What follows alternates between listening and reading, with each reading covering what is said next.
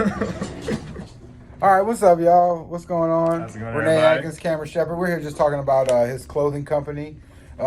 He drops in on me every now and then. We chatted up about what to do. I'm pretty good with coming up with ideas. Today we were talking about perceived value and how to up perceived value. And he mostly sells art prints and T-shirts at small events like Comic-Con, stuff like that. Yeah, and I was gonna say this topic came about because I wanted to figure out how. Because at the moment my shirts are going for $20, but we're trying to figure out how to keep the price, the cost the same, but then up the Profit. The profit. There we go. Yeah. I'm still learning business terms. Yeah, up the profit. Up the profit. And so far the idea is to figure out how to make something that the $30 shirt become worth more than that. So perceived value. Perceived value. More than that, yeah. So like perceived value is simple. If somebody thinks that something is worth $30 and you're charging $30, they're generally not going to buy it because they value the $30 more than they value that thing. When they feel like that is worth more than $30, they will buy it because now that is more valuable than the $30 in their pocket. So we were talking about how to up perceived value. So if he wants to charge $35 for a shirt, he has to show value above that $35. And a lot of his prints only cost $2. So $7 a shirt, $2 a print. At $35, if you threw in a free print for every shirt, that's not really costing you much, and you're definitely upping your profit by $13. Yep. From 20 to 35, you give that $2 back for the print. That's not, now you're upping your profit by a lot. All right, so you're going from $7 at 20, which is what, $13 profit? Yeah, $13 profit. You're going from $13 profit up to $26 profit per item. All right, and then another thing you can do to add perceived value, I told him this, is like when you're painting, you could record these sessions talking about how you're doing things, more like a tutorial on painting. I mean, Bob Ross had a great career teaching people how to paint, 70 years worth, Yeah, still going. Right. And yeah, long after he's dead. Yeah, they still sling this shit. There's Twitch streams of his videos. Yeah, ridiculous. All right. So, throwing in a 2-hour video of you creating art would be valuable to another artist. If they're an artist and they use a similar platform and they like your work, they will buy 2 shirts to get a print and this video of me. It's just a way to start stacking your offers. When people say no, they don't say no to you, they say no to the offer. So if you're getting a bunch of no's, you need to rearrange your offer. Your offer needs work. Yeah. And that'll really get you to yes. And when everybody's saying yes, your price is too low. If you sell 100 people in a row, you messed up. And I'll say also another reason why I came to Renee about this because I've had the weird issue of my prices might have been too low because people have asked me like why your price is so low. Yeah, like and why? Just like for me, it was more of I was trying to figure out how to keep my costs down because I was in areas where you're trying to sell. It was low income areas, so I was trying to. Low income areas have the most cash though. Yeah. Yeah, high income areas, they put their money in CDs and stocks and bonds and bullshit. And you know what I'm saying? Okay. Low income area, everybody got their money in their pocket. It's easier to sell tangible goods in low income areas than it is in high income areas. Just because everybody's buying shit. Everybody's spending their money to feel good. Nobody's got any investments. Oh, yeah. Okay, that makes sense. Yeah. Yeah, because, okay. They're just like, fuck it, I'm buying these Jordans because that's all I got. God damn it. You got $300 pair of shoes on and you're taking a bus. That would explain why when I go to places that are basically oil field, like Texas, like middle of Texas, like a bunch of oil fields, right. I have noticed people are way more money pinching out there. Yeah, well, look, it's just like... compared to Houston. Low income areas spend all their money. That's why they're low income areas, right? They don't use their money to up their income. They don't have investments, Okay. Yeah. Before I got money minded and started focusing on business, I spent every single dollar I had on things that made me smile. I still have a problem with going out to eat. I spend too much money. I got a big family. Going out to eat costs a lot. And I still do that shit on a regular basis. It's not cool. I can't justify it. I just do it anyway. I mean, it's not, the food's too good out here. Well, you gotta take the old ladies out sometime. Like, fuck. Gotta get out there. But yeah, so up your perceived value on your offers. If your offers aren't getting, a lot of traction, rearrange your offer. Value stack value on top of that, so they can perceive the value to be more than the money that they're trading for the item that you're giving them. And if your prices are, if people are asking you why your prices are low, they're way too low. You should up your price incrementally until you get 5 to 10 no's in a row. And when you ask them, why didn't you buy it? They say the price is too high. Then you could back off. Until then, just keep going. Okay. You know what I'm saying? Nobody wins the low price war. The lowest price provider at, Frankie's Friendly Shoes, they ain't in business no more. You can't make money at the lowest price. You need to have a price that allows you not only to make money, but to thrive. And the real thing is to figure out how to sell that price. Not to get by, but to thrive. And thriving means that you make more money than it costs you to produce the goods, to acquire the customer. And you need to be looking at that, the customer acquisition cost, which would be cost of goods plus cost of travel plus cost of your table plus cost of the food while you're there. All of that is your actual cost. And when you calculate all of that stuff in, now the price to thrive is much higher. The price to thrive, to be able to get that second sale, to have a package in place that makes them want to buy that second shirt. If one shirt comes with a free print and 2 shirts comes with a free print and a 2-hour video tutorial of me painting, and 3 shirts comes with 2 free prints and the tutorial, and I'll autograph the prints, you're going to get a lot more 3 shirt purchases. Okay. Right? Yeah. You're going to get a lot more 3. You're not getting any, and if you do, it's just because they like them. You're not pushing them towards that. So you haven't created a situation that would allow them to want to consider 3 shirts. Okay, so you're saying, just make sure I understood it right. So keep the 3 shirts at $35. So they buy 3 shirts at $35. Yeah, at retail. Okay, I just make sure because I know. Yeah, I'm not discounting my price. A discounted price lowers perceived value. Oh, I never thought about that. A lower price is perceived lower. People don't buy things because they want them, especially like $50 t-shirts. Why in the fuck would you buy a $50 t-shirt if you were not stunting? That is a signal. That is a signal to the people around you. You know what I'm saying? I'm wearing this little piece of wood with a heart, with an infinity sign. That's because I'm poly. All right, I'm signaling to people that that's me. He's wearing some earth. Hey, this is this is a meteorite from what? Yeah, this piece of meteorite from Katana. Okay, he's signaling that he's into he's about his meteorites. I actually do love space. So what's this? What's this? Oh, this is, I forgot what stone this was, but it's a piece of stone that my folks. All right, so he's wearing 2 types of earth, and his clothing is void of any type of brand. All right, he is not a brand person. He's an earthling. He's about his earth. He's about space. He's about natural. He's a vegan. I could tell that from like his clothing if I really wanted to pull it. He's an earth-based person, and he is signaling that by the way he dresses. No, I never thought about it that way. If I show up with a tracksuit and Pumas on, I'm signaling that I'm a Russian gangster. You know what I'm saying? I tell my daughter, Dmitry, get over here. You know what I'm saying? Like, people signal. Why do people buy nice cars? Yes, they're fun to drive.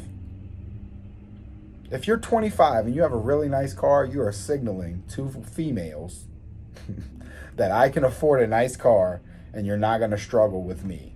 Give me a chance. If you're a male and you are giant and ripped, you are signaling to females that you don't like them.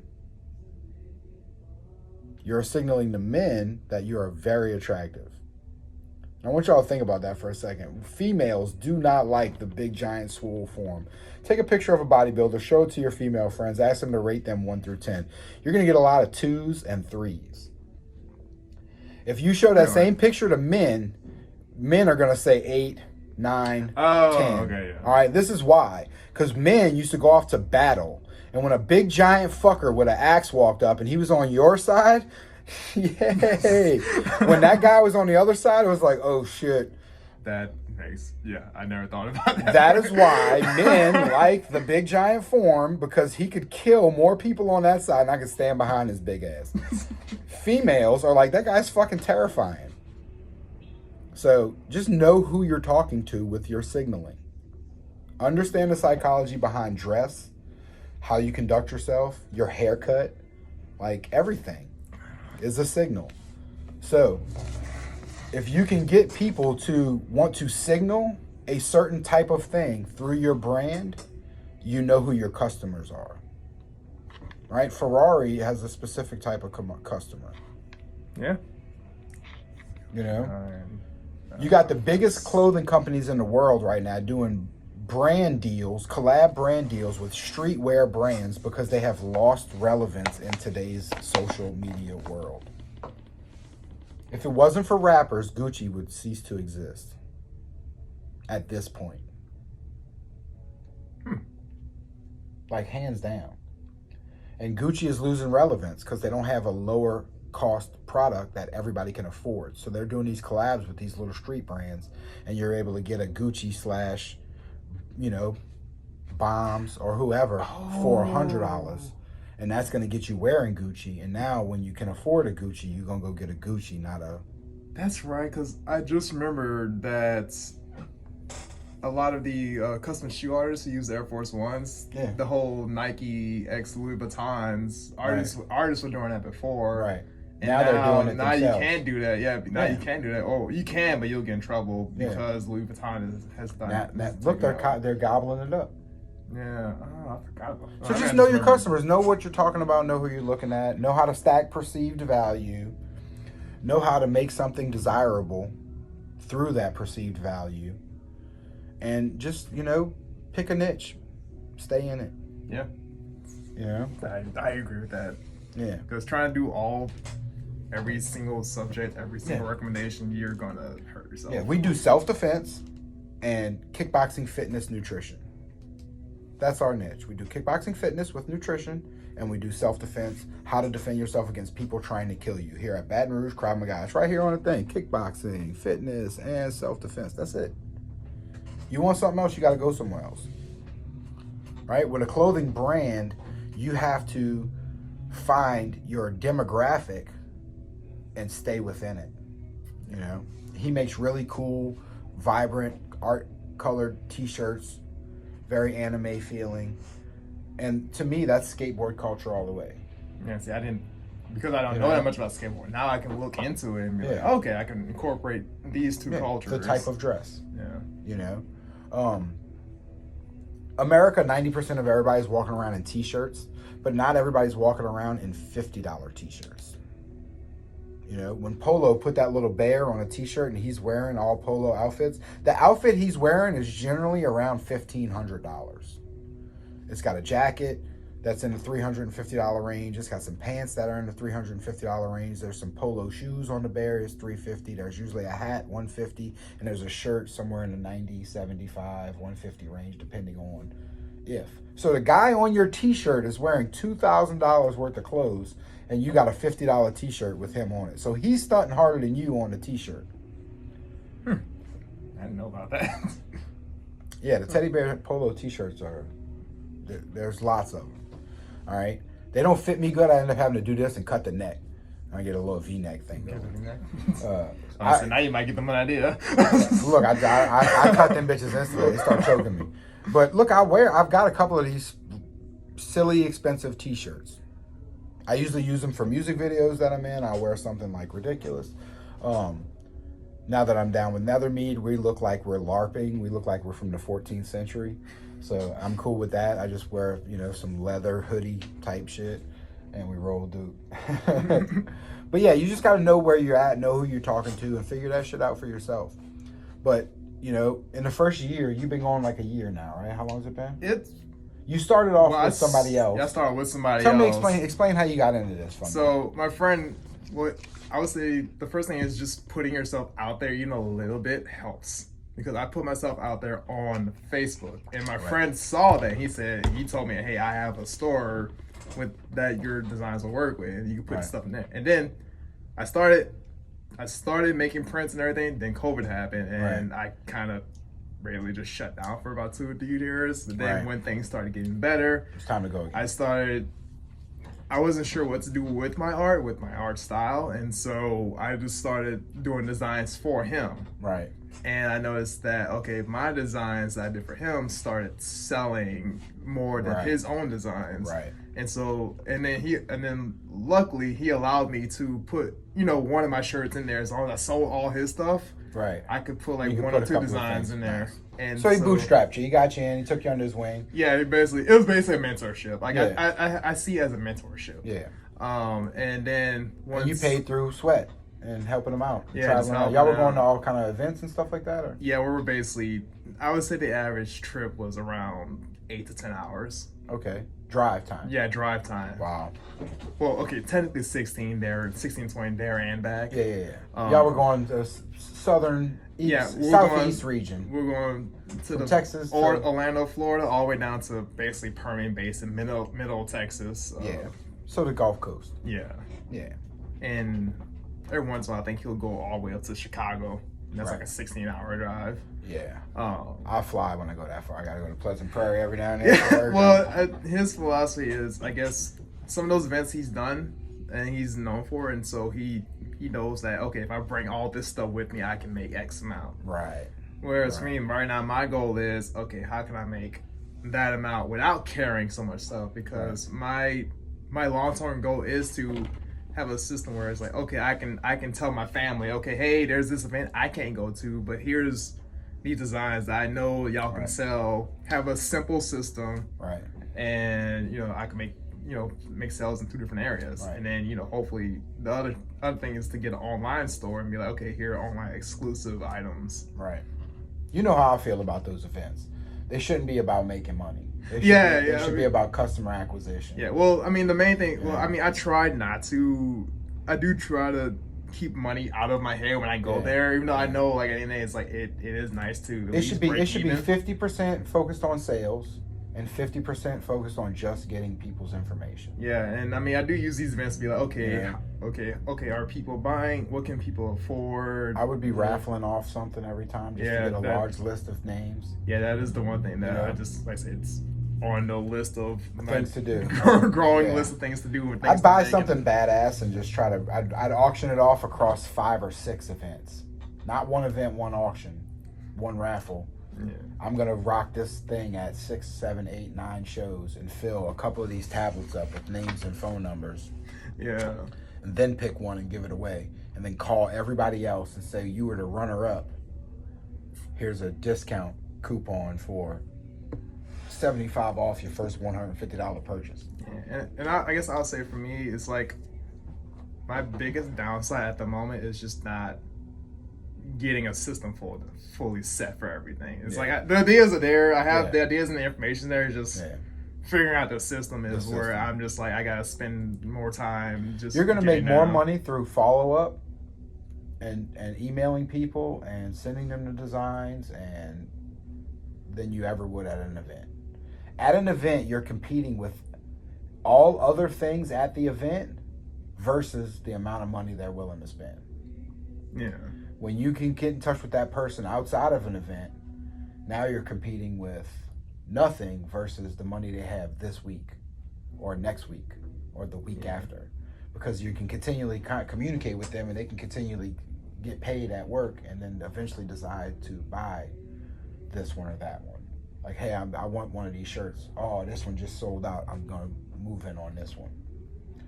I'm telling you, the follow-up is where you're going to build your business. Yeah, that is... It takes 8 to 10 contacts to get somebody to buy from you. You can't do that at an event. You're getting the low-hanging fruit at an event because it's 1 to 2 contacts. They walk past your booth 1 to 3 times. It takes 8 to 10 contacts and communications to generally get a sale from someone. Most salespeople stop after 3. It's 5 less than you need. And that's a real deal right there, man. Like being able to recall these people. Hey, we met at the thing. I'm so glad, You were the runner-up. You got to round 2. You know, you ended up with a bunch of coupons. Everybody gets the coupons. A certain percentage of the people who get the coupons will use them. Yeah. A large percentage of the people who get the coupons will look at the website. And, you know, that's somebody on your site. That's a potential chance. You know, you put a heat map on your website, which is a thing that follows people's cursors. So when people navigate a website, they'll read. Oh, that you see what they where the cursor went.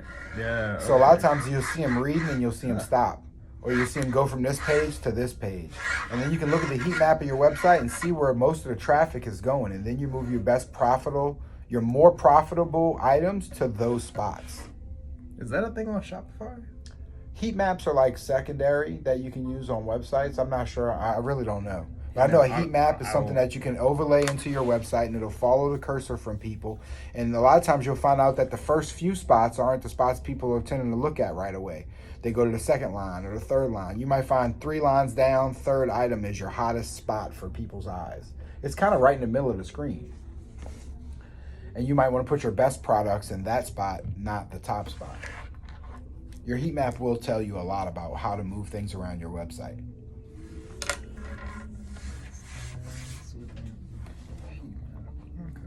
Yeah. The goal has to be to build a recurring revenue off the website. Yeah. Everything else needs to lead to that. Needs to push to that. All of these events you're going to do you should be focused on follow-up. How do I get 80% of everybody's phone number? Not really doable at a big event, but it's a good goal to have. I need to organize all these notes this weekend. But that's what's up, man. That's where it's at, you know? Look, I worked in the convention industry for 20 years for some of the biggest companies in the world. I know the owner of Sony. I've ate dinner with the owners of Pfizer and AstraZeneca. These are huge pharmaceutical companies, and these are the tactics that they do. They put themselves in the best position possible to get the most information from everybody at the event. They do business. They try to sell things. They talk to doctors. They push their product. They do all of those things. But there's a contingency plan or a secondary plan of people that are there just to collect information. They walk around the event. They go collect information from all of the vendors, from all of the participants. You have people standing at the door trying to scan people's badges as they walk out. Information is key. People are key. If you're short on money, you're not short on ideas or product. You're short on people. You need people to sell products to. People have the money, not anything else. So when you're short on something, you need to up your amount of people that you're in front of. And that's how you're going to up your income. I guess that's about all the time we got, y'all. Peace out. We're going to do some more of these. We'll see y'all soon. All right. Have a good one, y'all.